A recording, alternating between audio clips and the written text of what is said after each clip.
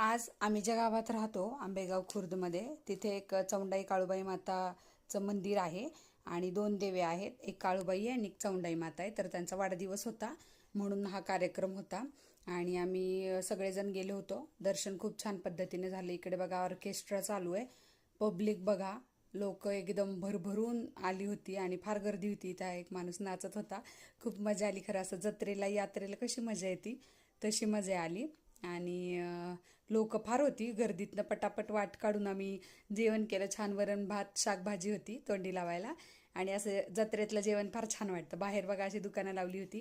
तुम्ही मॉलमधून किती पण खरेदी करा, पण असं जत्रेतनं छोट्या छोट्या वस्तू घेतल्या ना की खूप भारी वाटतं.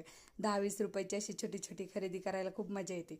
मी दोन्ही पोरींना घेऊन गेले होते, बरोबर मैत्रीण पण होती आणि मुलींनी खूप खेळणी घेतली. आणि हो, सांगायचं राहिलं, बुंदी पण होती बरं का. आमच्या शर्वीने ग्लास भरून बुंदी घरी घेऊन आली खायला तिला उद्यासाठी. आणि बघा ट्रॅक्टर किती छान आहे, 2 पर्स असं घेऊन आलो काय काय खेळणी पोरींसाठी. इतकी खुश झाली. तुम्ही कुठल्या गावातून आहात आणि यात्रेला जत्रेला तुमच्या गावात काय स्पेशल करतात ते नक्की